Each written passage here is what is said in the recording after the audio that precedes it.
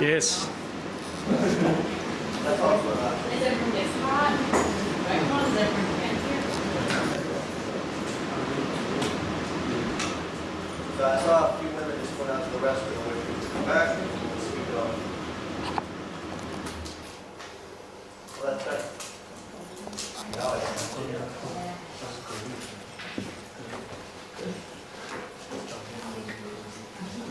Has anyone here traveled in the Arab world? Has anyone here been to an Arab country? To Egypt or Jordan or I don't know where? You have? Egypt and Jordan. You've been to Jordan? Yes. Anywhere else? Egypt. Egypt. Are there in Chinese cities, I know there are Muslim communities in various China, but Muslims and Arabs aren't always the same. Are there Arabs are there any known Arab communities in China? Expats, people who came from, they're away from home and doing business in China, or?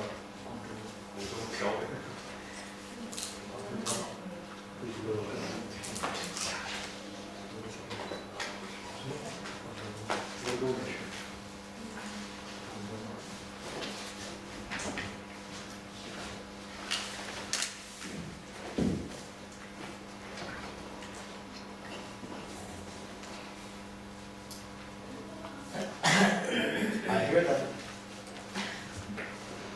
I hear the voice.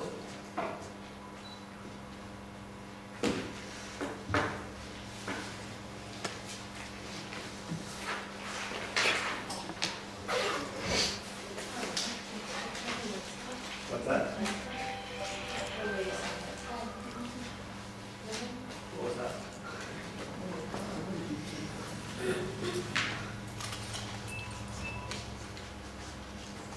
Okay, so I guess we're going to come back in a second. Let's not wait any longer. Okay, this is our last lecture for today, after our long day of lectures. Tonight's lecture, which will be given to us by Esther. We're very lucky to have her here to give us this lecture. She's very busy. And I turned to her earlier this year and asked her to say, can you please participate in this program and can you offer us a lecture? And she was like, no way, not possible. And then we threatened her, and then she agreed. You see how it works in Islam? But no, we're really very lucky that Esther's here. We appreciate it very much. Tonight, we'll be talking about the great Aliya from Arab and Muslim lands. And for the sake of context, on Shabbat, we talked about Jewish tradition and various aspects of the Jewish calendar. Today, we talked about how the relationship between the Jewish people and Israel emerges from the Jewish tradition over history, and that Zionism has to be understood in light of these roots. And we spoke about modern Zionism in Europe. And we just had a workshop, we read various texts. Now we're going to go to the great Aliya. Does anyone remember what Aliya means? Going up to Israel, right? It's what bridges the exile, between exile and the land of Israel. The great Aliya from Arab Muslim lands. These are the people whom we call Starabim, right? Or there's different terms. Sometimes they're called Mizrahim. Those are interesting terms. They each have their own history. And you really can't understand, you can't understand Israeli society without understanding this great Aliya. For me, it's a personal story because my wife and her family came from Yemen in 1949. And my children are half Yemenite. And they have, they're connected to the story, to these traditions. And it really, I lived in my wife's community for 4 years. It's called the Moshab. It was all Yemenite. And living in that community was really when it woke me up to the fact of how important this story is in Israeli society. So without any further ado, Esther, tomorrow morning we'll talk about after the Aliya from the Arab Muslim lands, the absorption here in Israel, and then we'll go to have a trip through Dimona and Yerucham to see how things have actually developed. So, Paul is going to do that.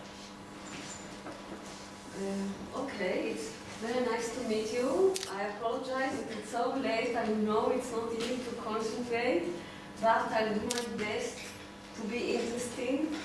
So let's begin. As you can see, the title is about the great Aliya, or the great immigration of Jews from Arab countries. It's about nothing. We need a little bit of notes here. Is it possible? Liz? It's too.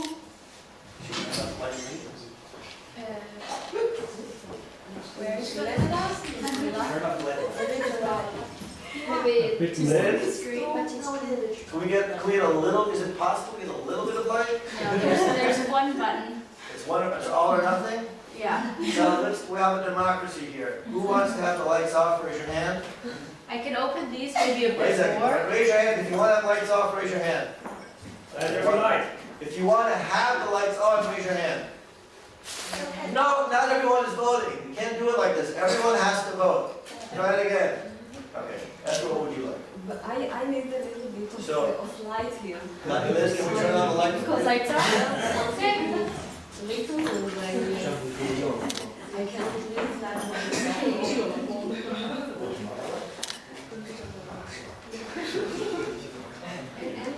something in the middle.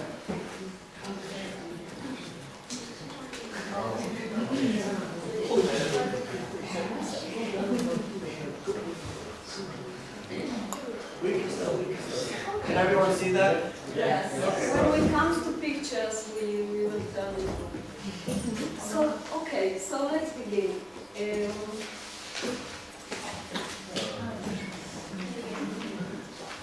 We begin with the Middle East, with the map of the Middle East. I suppose that you know it, of course.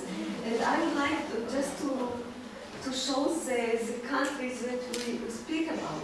We begin here in Morocco, Algeria, Tunisia, Libya, Egypt, Yemen, which is here, and Iraq, Iran, and Turkey. These are the countries that are involved. Why we relate to them? Because in these countries there were Jewish community, very, very old, very ancient Jewish community of about 2,000, and in some of them even more than 2,000 years. They lived since the first temple. Many, many years ago they arrived there. They were in the first exile, and in more than 2,000 years Jews lived in the Middle East. And this is a story that I would like to tell you, and I would like to analyze it with you. What happened to them, and I would like to open with some statistics. You can look at the numbers of the Jewish population in the Islamic countries between 48 and now, actually now. The first one is Morocco. You can see the numbers. And this was the biggest community. The second was in Iraq, and then in Algeria. And you can see the other numbers. In Turkey it was 80, and what is in Tunisia, you can see the number. Anyway, the total number is about 1 million people. It's not a lot, I know. But, for the Jewish people, that's what we had. So, about 1 million people lived in the Middle East and North Africa in 1948, in the date of the founding of the State of Israel, when it began. Now, look at the year 1966. Before the 67 war that was here. Look at the numbers. This is the numbers of the Jews who lived in the Middle East and North Africa. You see the numbers? Just a quarter of them. So what happened to more than 700,000 Jews who lived in this area and in 20 years disappeared? What happened to them? They left this country. Most of them arrived in Israel,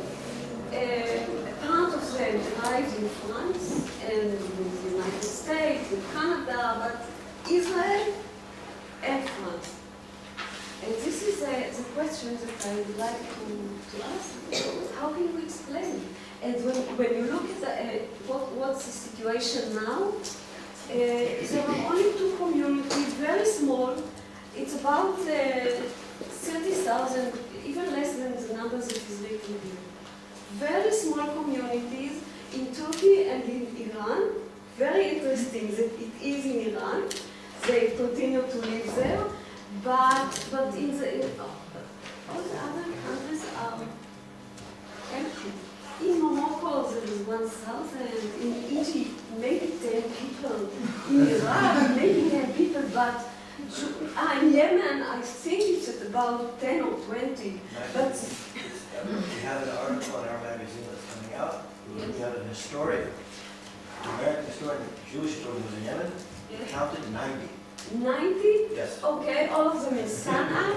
And I think that very soon they will not be there. I think that we would like to be. What? Makshanim.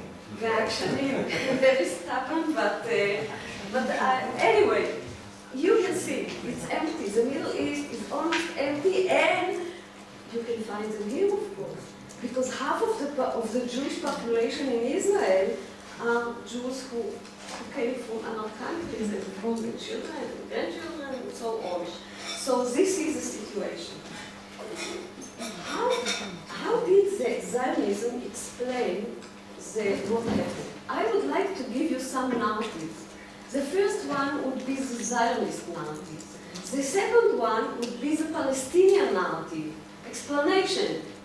And the third one would be the immigrants' narrative, the immigrants themselves. We have to ask them, what do you think about what happened to you? And then I will give you the findings of my historical research, not only mine, of others. I will give you the conclusion. The Zionist narrative. Moshe Sharet, no, you don't know, but Moshe Sharet was the Prime Minister of Israel in the 50s, and also he was the Minister of Foreign Affairs of Israel in the time. And he described the circumstances caused the immigration of Jews from Arab countries. And you can read what he wrote. This was an ingathering.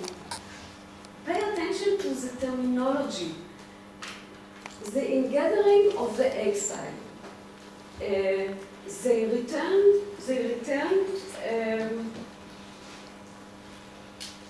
to their homeland and were newly reunited with the rest of the tribes of Israel after 2,500 years separation. So it's not a question of just migration, it's returning back to their land, to their people, the tribes of Israel. This is the Zionist narrative. This exile, faith had seemed to have decreed eternal existence in fear and trembling at the foot of a volcano.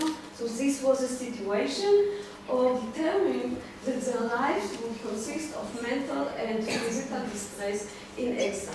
And with the news of a free Zion, their historical heritage of patience had run out. They asked themselves, why be patient? Why wait anymore? What new miracle must we expect? And their answer was, let's go to Israel at once and must. So this is a very interesting, very nice story. And this is the picture that, well, you can see in this picture a Yemenite family in the desert walking from Yemen. Yes, walking. And here you can see this is the head of the family. Can you guess what he's holding? Here. What is it? What can it be? What? Bible. Yes, a Bible scroll. They wrote it, by hand, and they brought it with them because they kept it. They kept the Bibles, the scrolls for many years, for hundreds of years. They were very, very ancient. They brought it with them and arrived in Israel. And so this is, of course, you can see here the narrative, the Zionist narrative. Here another one. He's a Yemenite immigrant. He's kissing the land, you know. When he arrived in Israel, his first step here, he kissed the land. Of course, the Holy Land. Okay, so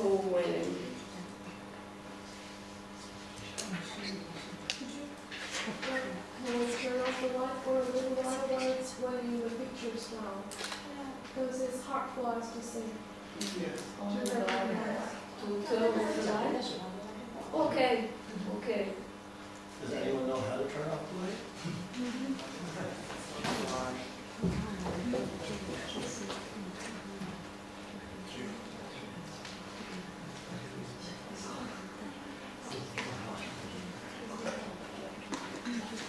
Okay, I will continue. The Zionist narrative played a very important role. It legitimized the Zionist choice of the land of Israel as a renewed homeland of the people of Israel, and it was based upon the shared ancient tradition of Jews, Christians, and Muslims.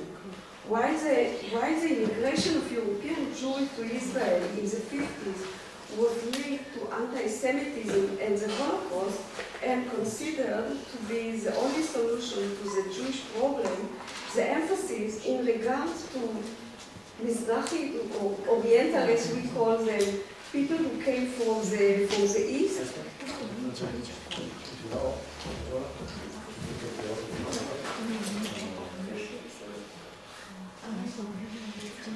In regard to the Oriental or Mizrahi Jews, was on the religious messianic motive. If you would like to explain what does it mean, I love you. Okay, so let's stop for a second. So, the religious messianic motive, right? Not motive, Yes. right? So we're talking about people who came to the land of Israel for religious reasons, and they believed that the coming to the land of Israel was bound up with redemption. Okay, meaning that the dreams of Jewish history and the Jewish tradition will come true. Remember when we heard from Rabbi Shalom, the Ethiopian rabbi, earlier today? And he talked about the dreams of Jerusalem that he was told in Ethiopia, and why the Jews from Ethiopia that he knew came to Israel with religious, almost messianic motive. Does that help? So the same idea, of course, we hear in connection with immigration in the 50s. So it linked the Bible to present-day existence and stressed the realization of the ancient vision of the prophets of Israel from the Bible, and of the divine promise made by God to Abraham and his descendants. Jews from Islamic countries were perceived as being ancient Hebrews whose history had been frozen for 2,000 years awaiting the return of Christ. So when the Jews in Israel saw the Yemenite, they were sure that nothing happened in Yemen during the 2,000 years. Of course, they were just waiting to come back to Israel.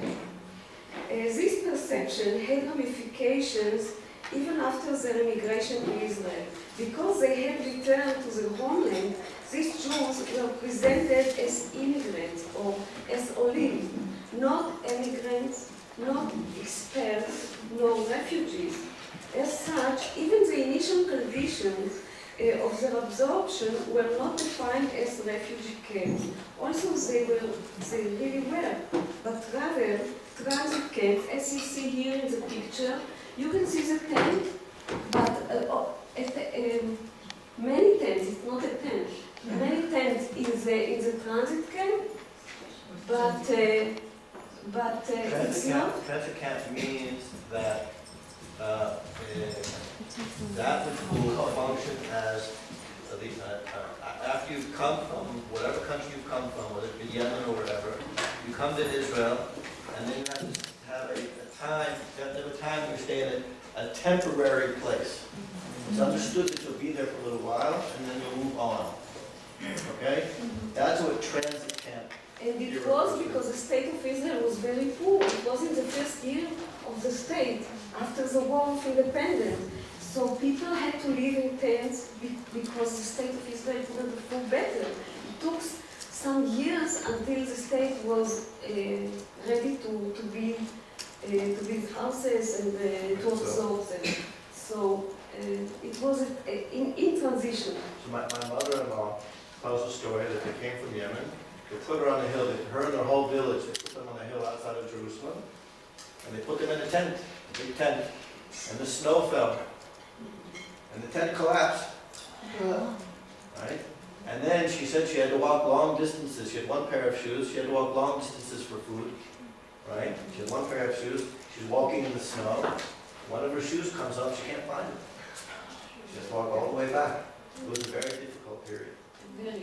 Very difficult, but what is interesting is that no matter how difficult it was, the meaning of this term, of the term of transit camp and not refugee camp, the meaning was that the Jew may return to Israel and will never be a refugee in his own land. Of course, he is a citizen. Okay, let's move to the Palestinian narrative. The move of the Jews from Arab countries to Israel caused an essential problem for the Palestinians. While the Ashkenazim, you know, the people who came, the Jews who came from Europe, they are called in Israel Ashkenazim and Mizrahim, the two groups were portrayed as strangers, infiltrators, and servants of colonialism. But the people from Arab countries were locals from the Middle East. So what to do with them? Can we, the Palestinians, can define them as strangers, as colonialists, as Europeans? But they are not. They came from the Middle East. They look like Arabs, you know. And so what to do with them? How to define Israel? What kind of a country is it? And also there was another problem, the demographic aspect. It couldn't be ignored because within a short period of time, these people. Do you know what demographic means? The number of population, the percentage of population. In Israel, it's a great issue. The number. I was saying it was a problem for the Palestinians in terms of the numbers of Jews who would be here. Anyway, these people who came from the Middle East, very soon they comprised half of the Jewish population of Israel. So it's very problematic to define Israel as a European country because half of the Jewish population are not from Europe. To solve the dilemma, the Palestinian narrative explains the movement of Jews from the Arab countries to Israel as being part of a cynical, self-interested Israeli policy. They call it cool Zionism, one that destroyed the harmony that had existed between Jews and Arabs across the Arab world. Here is an example to this explanation, and you can read it. It was not until the Zionists failed to attract immigrants from America that Zionist agencies, such as the United Jewish Appeal and the American Joint Distribution Committee, turned to gathering immigrants from other parts of the world. By harping on imminent persecution and other means of propaganda, Zionist agents succeeded in destroying the peaceful existence which Jews had enjoyed among their Arab brethren for centuries. So there was a harmony between Jews and Arabs, and the blame is on Zionism that spoiled this harmony and caused the Jews, by propaganda, caused these Jews to leave their countries and to move to Israel. And this was written, as you can see here, it was written by some scholars of the PLO, And it was published in Lebanon, in Beirut, in 1971. So it's right in old conception. Okay. Now we are moving to a new Israeli narrative about the expulsion of the Jews. Not the Zionist, but another one. About 3 years ago, the Israeli Foreign Ministry initiated a publicity campaign entitled "I'm a Jewish Refugee." Suddenly, 6 decades after arriving in Israel, these Jews from our countries became refugees. I mean, not Zionists anymore, but refugees. Naturally, this campaign was perceived in Israel and in the world with suspicion, and not only suspicion, but also with surprise. You can see this picture. It's from this campaign, and yet this narrative was not